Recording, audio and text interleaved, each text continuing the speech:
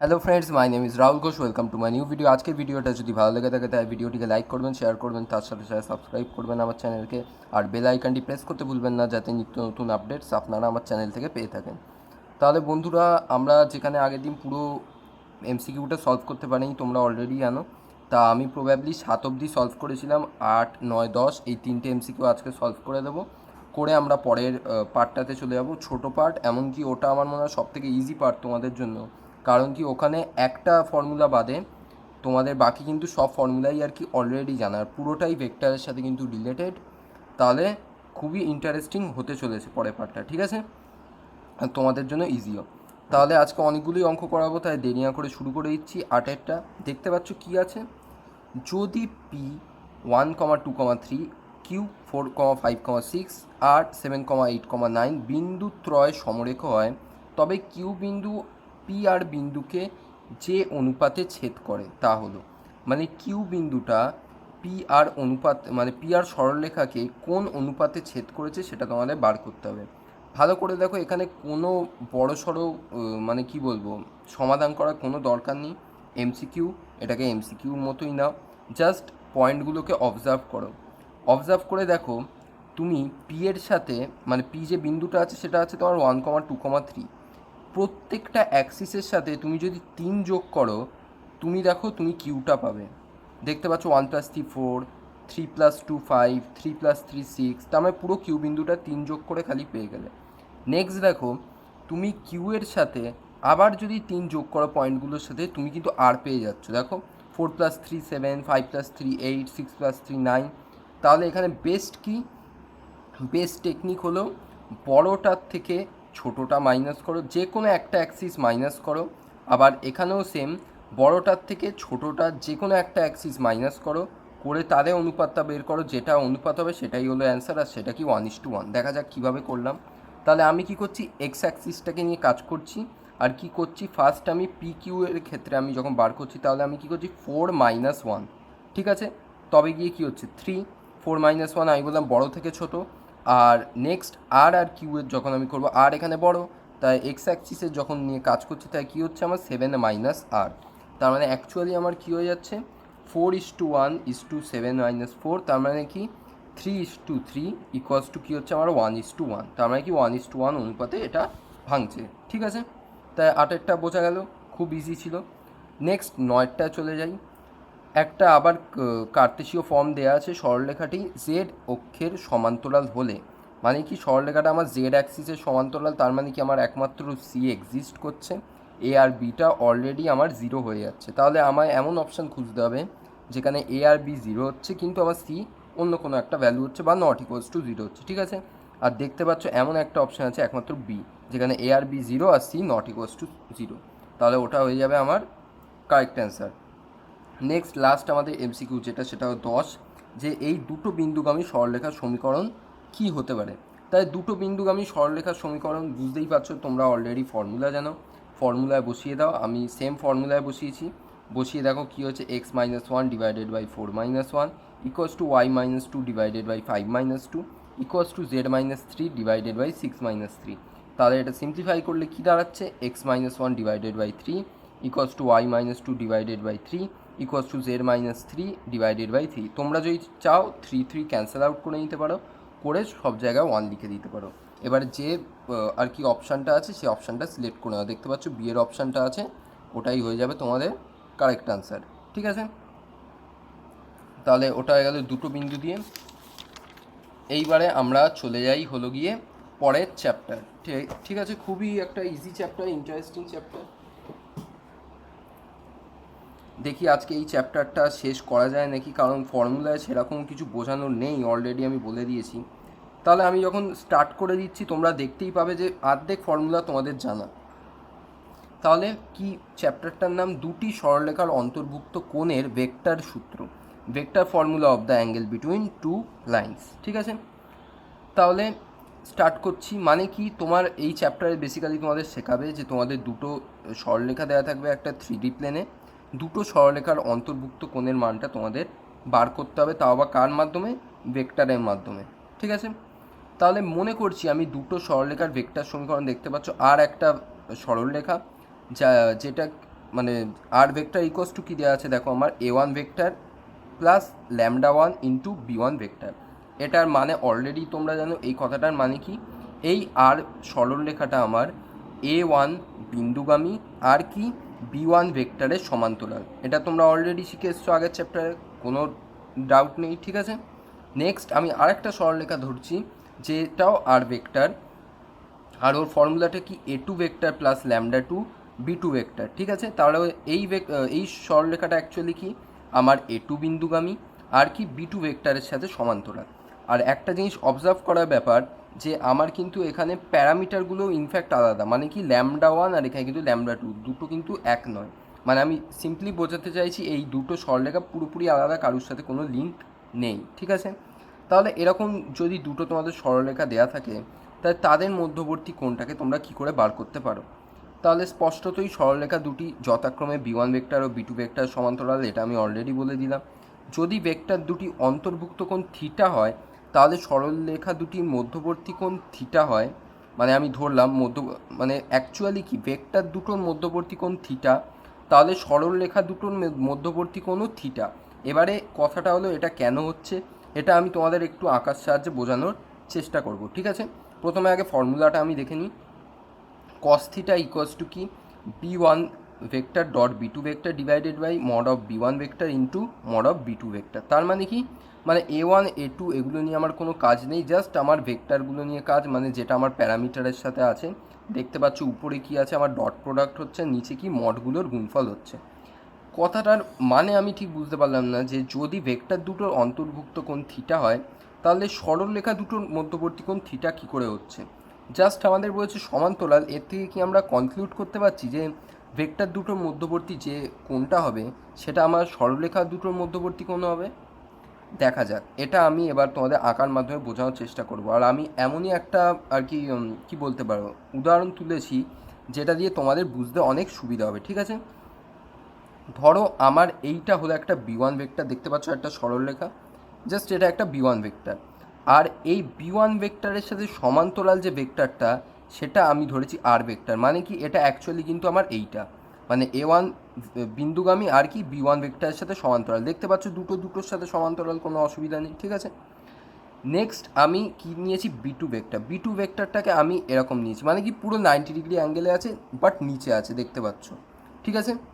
90 degree অ্যাঙ্গেলে আছে, এটা হলো কি আমার b2 ভেক্টর। এইবারে আমি আর মানে এই b2-র সাথে যে আর ভেক্টরটা আছে সেটাকে আমি ধরেছি কি এই আর ভেক্টর। দেখতে পাচ্ছ এটা কি b2-র সাথে b2 ভেক্টরের সাথে সমান্তরাল, আর এটাকে আমি অলরেডি অ্যাজিউম করছি যে এটা a2 বিন্দুগামী হবে। এইবারে তুমি একটা জিনিস দেখো, যদি b1 আর b2-র মধ্যবর্তী কোণ থিটা হয়, তাহলে আমরা দেখছি ওই থিটাটাই কি আমার এই দুটো সরলরেখার মধ্যবর্তী কোণ হবে। তাহলে এটা আমরা দেখি, তাহলে b1 তো এই ভেক্টরটা, b2 এই ভেক্টরটা, এদের মধ্যবর্তী কোণটা বাড়ি কীভাবে করবো, তাই তো। তাহলে কিছুই করতে হবে না, জাস্ট এই দুটোকে এক্সটেন্ড করো যাতে দুটো ছেদ করে কোথাও। আমি দেখতে পাচ্ছি b1টাকে যদি আমি মানে একটু বাড়াই, তাহলে ও b2কে কি 90 ডিগ্রি অ্যাঙ্গেলে ছেদ করছে। তোমরা ছবিতে জানি না কিরম দেখতে পাচ্ছ, মানে পুরো ব্যাপারটা এরকম আছে, এরকম আর এরকম, মানে কি পুরো 90 ডিগ্রি অ্যাঙ্গেল, ঠিক আছে। এইবারে দেখতে পাচ্ছ এর সাথে এর কোনো রিলেশান নেই, মানে আমি কন্ডিশান অনুযায়ী নিয়ে রেখেছি। এইবারে আমি বার করতে চাইছি এই আর ভেক্টরটা আর এই আর ভেক্টরটা সরলরেখার মধ্যবর্তী কোণটা কত হয়। তাহলে আমি কি দেখতে পাচ্ছি, আমি যদি আর ভেক্টরটাকে বাড়াই মানে এই উপরেরটাকে, তাহলে এই আর এর সাথে ছেদ করছে ওটা। আর যদি ছেদ করে আমি কি দেখছি, তাদের মধ্যবর্তী অ্যাঙ্গেলটাও 90 ডিগ্রি হচ্ছে।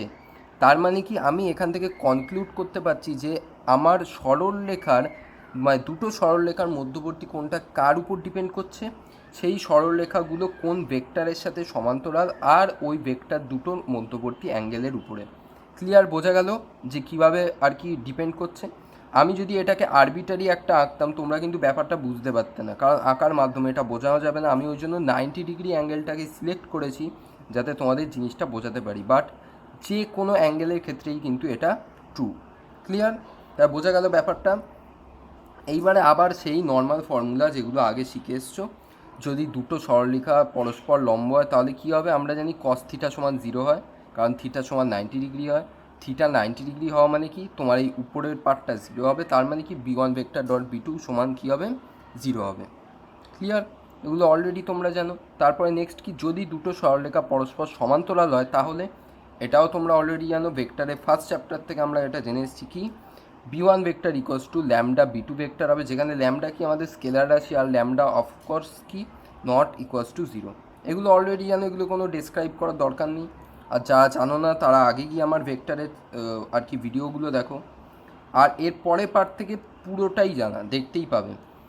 কি দুটো সরলরেখার দিক কোসাইন সমূহ তোমায় দেওয়া আছে L1 M1 N1 ও L2 M2 N2, তাহলে cos থিটার ভ্যালু আমার কি হয় অলরেডি তোমরা সূত্র জানো, L1 L2 plus M1 M2 plus N1 N2, যেখানে থিটা সরলরেখার অন্তর্ভুক্ত কোণ, কোনো আলাদা কিচ্ছু নেই, পুরো জিনিসটা তোমাদের জানা। আর আমি অলরেডি তোমাদের শো করিয়েছি যে এটা কি, এটা আমাদের দিক কোসাইন দিয়ে কোণ বার করার ফর্মুলা। কিন্তু যদি আমাদের দিক অনুপাত দেওয়া থাকে তখন আমরা কি করব, তখন ফর্মুলাটা কি আবার তোমরা জানো কি cos theta equals to a1 a2 plus b1 b2 plus c1 c2 divided by root of a1 square plus b1 square plus c1 square into root of a2 square plus b2 square plus c2 square, যেখানে দুটো সরলরেখার দিক অনুপাত কী আছে আমার a1 b1 c1 ও a2 b2 c2। আর আমি তোমাদের দেখিয়েছিলাম যে কীভাবে এটার থেকেই এটা বেরোয়, মানে কি দুটো জিনিস কিন্তু আমার এক, এটা আমি তোমাদের অলরেডি দেখিয়েছি। তাই যারা জানো না এই জিনিসগুলো তারা কিন্তু আগে আমার ভেক্টরের ভিডিওটা দেখে নাও, খুব সুবিধা হবে। নেক্সট কি, নেক্সট ফর্মুলাটাও এটাও তোমাদের জানা, দুটো সরলরেখা পরস্পর লম্ব হলে আমাদের দুটো জাস্ট কি শর্ত বার করতে হবে, একটা কি আমার দিক অনুপাত দিয়ে বার করার শর্ত, আর আরেকটা কি আমার দিক কোসাইন দিয়ে বার করার শর্ত। তাই ফার্স্ট আমি দিক অনুপাতটা নিয়ে যাচ্ছি, পরস্পর লম্ব মানে কি আবার cos থিটা সমান 0 হবে, কারণ থিটা সমান 90 ডিগ্রি হয়, তার মানে কি আমার উপরের পার্টটুকুই 0 হয়। যখন দিক অনুপাত নিয়ে কথা বলছি তার মানে আমরা এই ফর্মুলাটা তখন ইউজ করবো, আর উপরের পার্টটা 0 হওয়া মানে কি আমার a1 a2 plus b1 b2 plus c1 c2 কী হবে 0 হবে, সিম্পল। নেক্সট কি, নেক্সট যখন আমার দিক কোসাইন সমূহ দেওয়া হবে তখন কি আমরা এই ফর্মুলাটা ইউজ করব, তখনও থিটা সমান 90 ডিগ্রিতে আমার cos থিটা সমান 0 হবে, আর cos থিটা যদি সমান 0 হয় তার মানে কি এই পুরোটা সমান 0 হবে, তার মানে কি L1 L2 plus M1 M2 plus N1 N2 0 হবে। ক্লিয়ার? তাহলে এটা হয়ে গেল লম্ব। এবারে আমি যাচ্ছি তোমাদের সমান্তরালে। দুটো সরলরেখা সমান্তরাল হবে যখন দিক অনুপাত সমূহ তোমাদের দেওয়া থাকবে, মানে যখন তোমার ডাইরেকশন রেশিও দেওয়া আছে তখন কী হয় ফর্মুলাটা a1 by a2 equals to b1 by b2 equals to c1 by c2, আর ইকোয়াস টু কী হয় সামথিং প্যারামিটার বা ল্যামডা, আর সেটা আমার কী হয় স্কেলার রাশি হয়, আর নট ইকোয়াস টু 0 হয়, যেটা আমি তোমাদের ফার্স্টে বলেছিলাম। ঠিক আছে, এটা তোমরা জানো।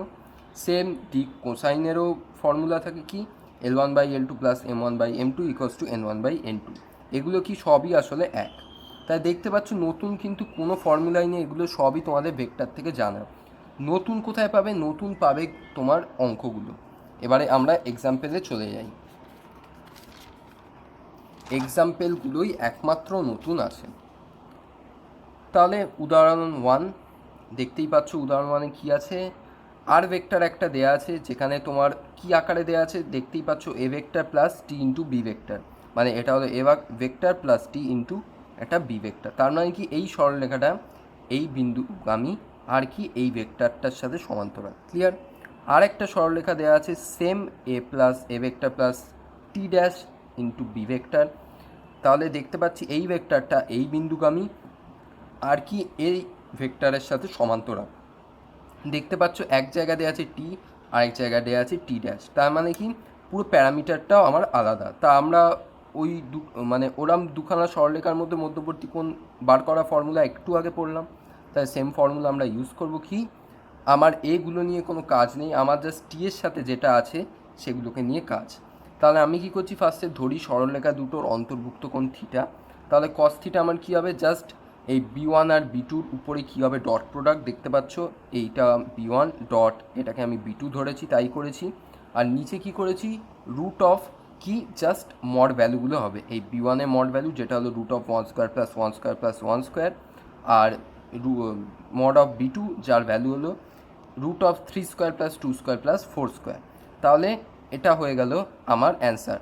তাহলে উপরে ডট প্রোডাক্ট করলে আমি কত পাচ্ছি দেখো 5 প্লাস 4, আর নিচে কত পাচ্ছি, এখান থেকে পাচ্ছি √3, এখান থেকে পাচ্ছি √29। দেখতে পাচ্ছ আমি যদি এটাকে সিম্পলিফাই করি আর একটু, তাহলে অ্যান্সারটা আমার এরকম আসবে √27/29। তাহলে থিটা সমান আমার কত হয়ে যাবে, জাস্ট কী করবে, কসটাকে ইনভার্স করে দেবে, এটা হয়ে গেল তোমার মধ্যবর্তী কোণ। দেখতে মনে হচ্ছে খুবই বাজে, বাট এটাই অ্যান্সার, আর কী করা যাবে। তাহলে এইবারে আমরা নেক্সট পার্টটায় চলে যাই। আর নেক্সট অঙ্কটা দেখতেই পাচ্ছ আমি স্টার মেরে রেখেছি, তার থেকেও এই অঙ্কটা কিন্তু অনেকটাই আর কি ইম্পর্টেন্ট স্টারের থেকে, কারণ কি এখানে অনেকটাই কিন্তু ডিফারেন্ট কনসেপ্ট লাগে, প্লাস কি এটা কিন্তু বইতে ভুল দেওয়া আছে, আমি বলবো কোথায় ভুল। আর প্লাস তোমাদের এই অঙ্কটা সলভ করতে গেলে অবভিয়াসলি বজ্রগুণন মেথড লাগবে, তাই বজ্রগুণন পদ্ধতিটাকেও আরেকবার আমি শিখিয়ে দেওয়ার চেষ্টা করব যাতে একটু মনে থেকে যায়। তাহলে বলছি যে বইয়ের কোথায় ভুল আছে এইগুলো সব বলে দেবো, ঠিক আছে। তাই উদাহরণ 3 দেখতে পাচ্ছ আমায় 3টে সরলরেখার কার্তেশীয় আকারে দেওয়া আছে, দুটো সরলরেখা দুটোর প্রত্যেকটির উপর লম্ব যে সরলরেখা 1, 2, 3, বিন্দুগামী তার কার্তেশীয় সমীকরণ নির্ণয় করো, অতঃপর সমীকরণকে ভেক্টর আকারে প্রকাশ করো। তাহলে আমার মেন কনসার্ন হলো যে আমার কার্তেশীয় সমীকরণটা কোনোভাবে বের করতে হবে, কারণ একটা যদি বেরিয়ে যায় আমি জানি ভেক্টর সমীকরণকে আমি ইজিলি বার করতে পারবো, তাই তো। তাহলে এবার কার্তেশীয় সমীকরণটা কী করে বার করব। তাই দেখতে পাচ্ছ যে আমায় এমন একটা কন্ডিশান দেওয়া আছে যে এই দুটো সরলরেখা দুটোর প্রত্যেকটির উপর লম্ব যে সরলরেখা এই বিন্দুগামী, তার মানে কি আমায় এমন একটা সরলরেখা দেওয়া আছে যেটা কিনা এই দুটো সরলরেখার উপরে লম্ব। তার মানে কি আমি দেখতে পাচ্ছি আমার এখানে ইজিলি অ্যাভেলেবেল কি আছে, এই নিচের পার্টগুলো, আর নিচের পার্টগুলো কিছুই নয় কি আমার দিক অনুপাত। তার মানে কি আমায় দিক অনুপাত নিয়ে কাজ করতে হবে, দিক অনুপাতে ফর্মুলা ইউজ করতে হবে। এটা আমি অঙ্কটা পড়ে বুঝতে পারলাম। তাও আমি এখনও এটা শিওর নয় যে এই বিন্দুটা আর কি কিসের জন্য দেওয়া আছে। এই বিন্দুটাকে বোঝার জন্য তোমাদের আগের ফর্মুলা কিছু মনে করতে হবে, সেটা আমি মনে করিয়ে দেবো যে এটা কীভাবে ইউজ হয়। ফার্স্টে আগে আমরা এই জিনিসটাকে নিয়ে কাজ করি যে লম্ব আছে, তার মানে কি আমার সরলরেখাটার দিক অনুপাত সমূহকে অ্যাজিউম করতে হবে। তাহলে সরলরেখাটার দিক অনুপাত সমূহ আমি ধরলাম a, b, c। তাহলে কি দেওয়া আছে প্রশ্ন অনুসারে, এই a, b, c তাহলে কী হবে, 2 × a + 1 × b + 3 × c = 0 হবে। আমরা এক্ষুনি ফর্মুলা থেকে শিখলাম যে দুটো সরলরেখা যদি পরস্পর লম্ব হয় তাহলে দিক অনুপাতের ফর্মুলা এটা হয়। ক্লিয়ার। নেক্সট কি এই সরলরেখাটার উপরেও কি আমার লম্ব, তাহলে আমি কি করব, -1 × a + 3 × b + 5 × c। তাই কী হচ্ছে, -a + 3b + 5c = এটাও 0 হচ্ছে। এইবার একটা বোঝার জিনিস যে আমার কিন্তু এখানে অন্য কোনো কন্ডিশান দেয়া নেই। তার মানে কি দেখতে পাচ্ছ আমি দুটো যে ইকুয়েশান পেয়েছি, দুটো ইকুয়েশানে কিন্তু আমার 3টে ভ্যারিয়েবল, আর আমরা কি জানি যতগুলো ভ্যারিয়েবল থাকে ততগুলো আমার ইকুয়েশান লাগে অ্যাটলিস্ট যদি আমি ভ্যালুগুলোকে বার করতে চাই। তার মানে কি আমাদের এখানে কিন্তু লাগাতেই হবে বজ্রগুণন মেথড, একমাত্র ওই মেথডের মাধ্যমেই কিন্তু আমরা এটাকে সলভ করতে পারি। তাই যারা জানো না তাদের জন্য আমি বলে দিচ্ছি বজ্রগুণন প্রণালীটা আরেকবার কি, তোমরা অনেকেই হয়তো ভুলে গেছো। তাহলে দেখো বজ্রগুণন প্রণালী খুবই ইজি। কি জাস্ট তুমি কি বলবো, একটা ড্যাশ দাও = দাও, ড্যাশ দাও = দাও, ড্যাশ দাও। এবার ড্যাশের উপরে আর নিচে কী হবে সেগুলো আমি বলবো। উপরে একের পর এক ভ্যারিয়েবলগুলো বসিয়ে দাও। কী কী ভ্যারিয়েবল আমার আছে দেখো, a b c বসিয়ে দিলে। এইবারে কথা হলো নিচেগুলো কি বসবে, তাই তো।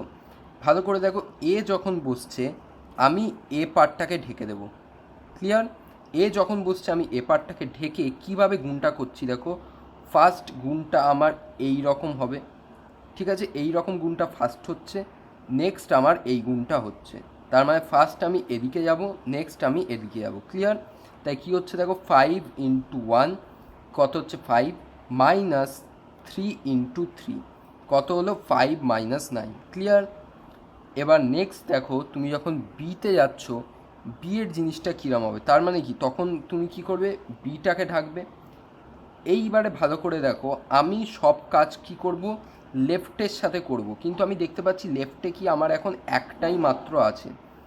তাই আমি কি করব, এই জিনিসটা পুরোটাকে তুলে লেফটে বসাবো মনে মনে, ঠিক আছে। তাহলে এই জিনিসটা যদি এদিকে আসে তাই কী পাচ্ছি আমি দেখো, 3c + 2a 5c - a।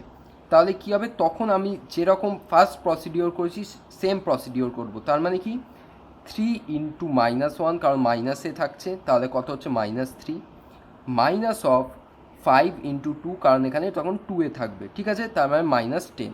এটা হয়ে গেল বি এর নিচ। এইবারে কথা হলো সি এরটা কী হবে?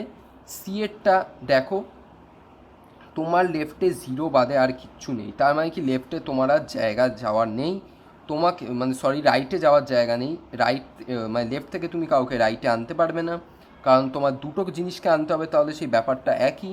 তাই জন্য তুমি কি করবে, তুমি এখান থেকেই জাস্ট নর্মাল যেরকম সলভ করি আমরা সেরকম করবে। তার মানে কি 2 × 3 -1 × 1, তার মানে কত হচ্ছে 6 + 1। বোঝা গেল ব্যাপারটা? আমি আবার রিপিট করছি, এ যখন থাকবে এটাকে ধরে গুণটা কিভাবে হবে, 5 × 1 -3 × 3, তার মানে 5 - 9। বি যখন থাকবে, দেখতে পাচ্ছি আমি একটা আছে, আমি এই দুটোকে টেনেও এদিকে এনে সেম ফর্মুলা ইউজ করব, 3 × -1 -3 +5 × 2, তার মানে -10। ক্লিয়ার? সি যখন থাকবে সিটাকে ডাকবো 3 × 2 6 -1 × 1, তার মানে 6 + 1। ক্লিয়ার? তাহলে এটা হয়ে গেল আমার বজ্রগুণন মেথড। দেখতে পাচ্ছ আমি কীভাবে আকারটা পাচ্ছি, a/-4 = b/-13 = c/7। বইয়ের ভুল হয়েছে এইখানে। কিভাবে? বইতে দেখবে তোমার কিন্তু এরকম কোনো ভ্যারিয়েবল ওরা ধরেনি, ওরা কি করেছে, এই ভ্যালুগুলোকে বার করেছে, মানে ধরো a/-4 = b/-13 = c/7, ওরা ডাইরেক্ট লিখে দিল a = -4, b = -3, c = 7। তাহলে বই কী করে জানলো যে এই ল্যামডার ভ্যালুটা 1 হবে? 1 হতে পারে, 1.5 হতে পারে, 2 হতে পারে, 2.5 হতে পারে, যে কোনো ভ্যালু হতে পারবে। আমি কি করে জানতে পারবো যে এর রেশিওর ভ্যালুটা কত হবে? এইখানে কিন্তু হয়েছে বইয়ের ভুল। তাই তুমি এই ভুলটাকে কি করে ঠিক করবে? দেখো, জাস্ট কি করবে, একটা ল্যামডা অ্যাজিউম করলে, করে এইবারে দেখো ল্যামডার আকারে আমি ভ্যালুগুলোকে বার করছি। নির্ণেয় সরলরেখার তাহলে এর ভ্যালু কত পাচ্ছি দেখো আমি, a = -4 ল্যামডা, বি সমান কত -13 ল্যামডা, সি সমান কত 7 ল্যামডা। এইবারে দেখো এই জিনিসটা ঠিক আছে, এই জিনিসগুলোর উপরে কিন্তু অনেক কিছু ডিপেন্ড করে, ওই জন্যই কিন্তু এই অঙ্কগুলোকে এক্সামে দেওয়া হয়। প্রায় মানে বইয়ের মতো যদি তুমি করতে চাও, তোমার কিন্তু 2 নাম্বার প্রায় কাটা যেতে পারে। তুমি কিন্তু ওই জায়গাটায় ভুল করে দিচ্ছ যে তোমার রেশিও কিন্তু তোমার জানা নেই, তাই রেশিও কিন্তু 1 ধরে চললে হবে না, ঠিক আছে? এবার দেখো, আমার আরেকটা কন্ডিশন দেওয়া ছিল যে আমার সরলরেখাটা 2,3 বিন্দুগামী ছিল। তাহলে তুমি মনে করো যে তোমার সরলরেখার আকার তুমি কি বলেছিলে, x - x1 / a1 + y - y1 / b1 = z - z1 / c1, যেখানে a1 b1 c1 কী ছিল, আমার দিক অনুপাত। আর এই x1 y1 z1 গুলো কী ছিল গো? x1 y1 z1 গুলো ছিল হলো বিন্দুগামী, মানে এই সরলরেখাটা কোন বিন্দু দিয়ে যাচ্ছে। তার মানে কি এগুলো অ্যাকচুয়ালি কিছুই নয়, x1 y1 ওই z1 এর ভ্যালুগুলো তোমার দেওয়া আছে, তাই ভ্যালুগুলোকে বসিয়ে দাও। কী হলো, x - 1 / এখানে এর ভ্যালু কত দেখতে পাচ্ছ, -4 lambda = y - 2 / -13 lambda = z - 3 / 7 lambda. এবার ল্যামডাগুলো পুরো দিক থেকে কমন যাচ্ছে, তাই ল্যামডাগুলোকে ক্যান্সেল আউট করে দিতে পারো। করে দেখো, সেই অ্যান্সার কিন্তু বইয়ের মতো এসছে, কিন্তু পুরো কনসেপ্টটা কিন্তু অন্য, কারণ বই যেটা ধরেছে ওটা কিন্তু পুরোটাই ভুল, ওটা কোনো মতেই কারেক্ট নয়। এই পার্টিকুলার মেথডই কিন্তু তোমাদের ফলো করতে হবে, ঠিক আছে? আর ভেক্টর সমীকরণটা অলরেডি তোমরা জানো, আমি আর আলাদা করে বার করছি না। কী করবে, এটা সমান টি ধরবে, টি ধরে ভেক্টর সমানটা কী ধরে নেবে, xi cap + yj cap + zk cap ধরে এক্সেরটাকে টি এর আকারে বার করবে, ওয়াই এরটাকে টি এর আকারে বার করবে, জেডটাকে টি এর আকারে বার করবে, করে ভ্যালুগুলোকে পুট করে এরম আলাদা করে লিখে দিলেই ভেক্টর সমীকরণ কমপ্লিট। আর ভেক্টর সমীকরণ তোমার অ্যান্সার হবে এইটা, ঠিক আছে? তাহলে আমি নেক্সট অঙ্কটা চলে যাচ্ছি, আমি জানি না কতটা কমপ্লিট করতে পারবো। উদাহরণ 5 কী আছে দেখো, যদি দুটো সরলরেখার দিক কোসাইনগুলো 3lm + 4ln + mn = 0 ও l + 2m + 3n = 0 সমীকরণ দুটো সিদ্ধ করে, তবে প্রমাণ করো সরলরেখা দুটো পরস্পর লম্ব। পুরো ডিফারেন্ট টাইপের অঙ্ক দেখতে পাচ্ছ, তোমায় জাস্ট l m n এই জিনিসটা নিয়ে দেওয়া আছে, কিন্তু দুটো সরলরেখার ক্ষেত্রে আমরা কি জানি, আমার দিক কোসাইনগুলো কীরকম হওয়া উচিত, l1 m1 n1 l2 m2 n2, কিন্তু ওরকম কোনো বালাই নেই, আমার জাস্ট এলএমএন দিয়ে কিছু একটা দিয়ে দিয়েছে। তাহলে এই জিনিসটাকে কি করে আমি সলভ করব? আমার সলভ করার টেকনিক হলো, আমি যে কোনো একটা ভ্যারিয়েবলকে রিমুভ করার চেষ্টা করব, মানে কি 9l 9m 9n। ক্লিয়ার? তাহলে আমি কি করেছি, প্রদত্ত সমীকরণ থেকে এলকে অপনয়ন করেছি। কিভাবে? এই সমীকরণটার থেকে আমি বার করতে পারি যে এল ইকুয়ালস টু -2m - 3n, যেটা লিখে রেখেছি। এই এলের ভ্যালুটা আমি পুট করেছি প্রথম সমীকরণে, দেখতে পাচ্ছ এই ভ্যালুগুলো বসিয়েছি, করে এটাকে সিম্পলিফাই করেছি। এল অবভিয়াসলি আমার অপনয়ন হয়ে গেছে। সিম্পলিফাই করে দেখো আমি আকারটা এরকম এলো, m² ইকুয়ালস টু 2n²। এবারে দেখো এই জিনিসটাকে আমি একটু সেপারেট করে লিখছি, ঠিক আছে? এটাকে যদি আমি একটু ভালো করে লিখি, কিরম পাচ্ছি দেখো, 1 ইকুয়ালস টু 2n²/m²। এটাকেই আমি আবার এইভাবে লিখতে পারি 2 × n²/m² plus 0 × nm -1 equals to 0। তার মানে কি, আমি অ্যাকচুয়ালি এটাকে দেখাতে চেয়েছি যে এটা হলো একটা কি দ্বিঘাত সমীকরণ, আর যার ভ্যারিয়েবলটা হলো n/m। মানে তুমি এটাকে ধরো 2x² যদি বড়, এখানে x হলো কি আমার n/m। ক্লিয়ার? এবার এখানে একটা জিনিস দেখো যে m নট ইকুয়ালস টু 0। কারণ কি, m কেন 0 হতে পারে না? কারণ m যদি 0 হয় আমার n 0 হয়ে যাবে, m 0 হলে আমার n 0 হবে। ক্লিয়ার? আর যদি n 0 হয়, দেখতে পাচ্ছ আমি এইখান থেকে আমি কি পাবো, আমার l এর ভ্যালুও 0। তার মানে কি m, l, n সব 0 হয়ে যাবে। তাই যদি হয় আমার এই শর্তটা কিন্তু স্যাটিসফাই হবে না, l² + m² + n² equals to 1। তাহলে কি m সবসময় নট ইকুয়ালস টু 0 হবে। তাহলে এই ভ্যালুটা কী করে বার করব?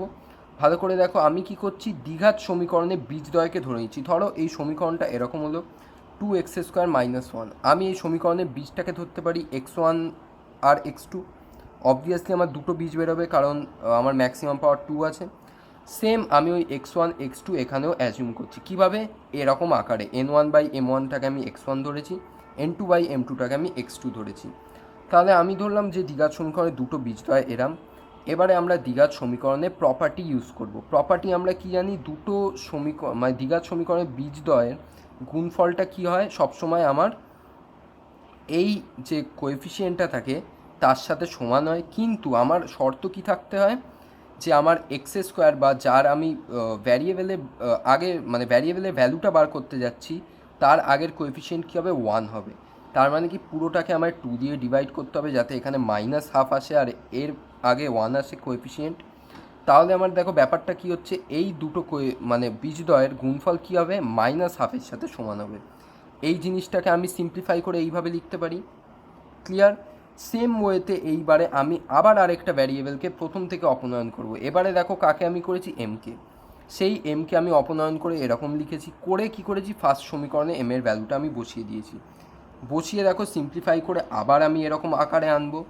এটাও কি একটা দ্বিঘাত সমীকরণ, আর আমি অলরেডি দেখতে পাচ্ছি এই সমীকরণে আগের কোএফিসিয়েন্ট কী আছে, 1। তাহলে আমি কি করছি, আবার একই জিনিস রিপিট করছি। দ্বিঘাত সমীকরণটি বীজদ্বয় l1/n1 ও l2/n2 এরম ধরলাম।